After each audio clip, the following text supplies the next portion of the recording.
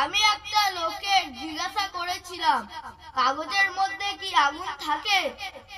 ওই লোকটি সাথে সাথে উত্তর দিল, এটা কোনো প্রশ্ন হলো? লোকটি উত্তর দিল, কাগজের মধ্যে আগুন থাকে না।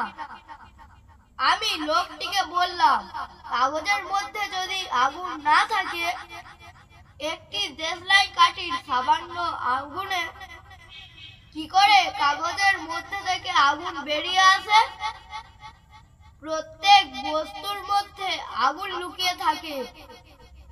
সামান্য দেশলাই কাঠি সেই বস্তুর মধ্যে থাকা আগুনকে ভিতর থেকে বের করে আনে।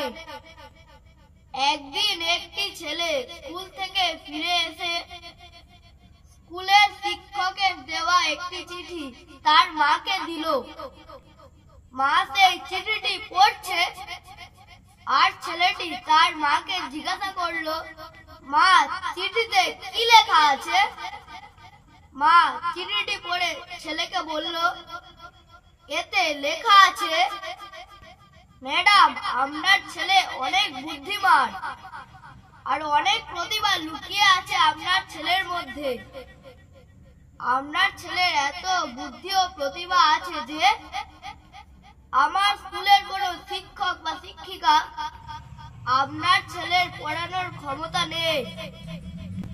তার থেকে বরং আপনি আপনার ছেলেকে অন্য ভালো জায়গায় পড়ানোর ব্যবস্থা করুন।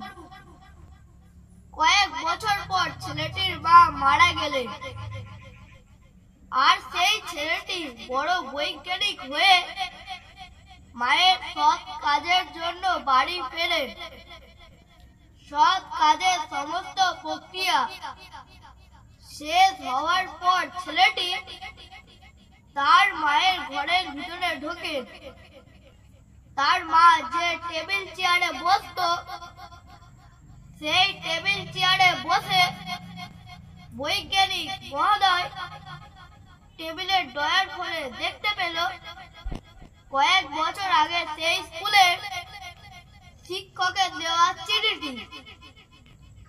বৈজ্ঞানিক মহোদয় সেই চিঠিটি পড়তে পড়তে তার চোখে জল এসে গেল, কারণ চিঠিতে লেখা ছিল, ম্যাডাম, আপনার ছেলে 1 নম্বরের বুদ্ধু ও বোকা। আমরা অনেক চেষ্টা করেছি আপনার ছেলেকে পড়াশোনা শেখানো, কিন্তু এতটা বোকা যে কিছু শিখতে পারছে না। তাই আপনি আপনার ছেলেকে ঘরে পড়ানোর ব্যবস্থা করুন। চোখের জল মুছতে মুছতে বৈজ্ঞানিক মহোদয় চিঠির নিচে লিখলেন, হ্যাঁ, থমাস এডিসন এক বুদ্ধু ও বোকা ছিল। তার মায়ের আত্মবিশ্বাস ও সমর্থনে আজ তার ছেলেকে বড় বৈজ্ঞানিক বানিয়েছে। বন্ধুরা, এই গল্প থেকে আমরা শিখতে পারলাম যে প্রত্যেক ব্যক্তি বা প্রত্যেক মানুষের মধ্যে প্রতিভা ও আগুন লুকিয়ে থাকে। যদি থমাস এডিসনের মায়ের মতো কোনো আত্মবিশ্বাসী মা যে কোনো মানুষের পাশে দাঁড়িয়ে যায়, বা সামান্য দেশলাই কাঠির মতো কোনো বস্তুর সান্নিধ্যে এসে যায়, সেই ব্যক্তির ভিতরে থাকা আগুন বেরিয়ে একদিন আসবে।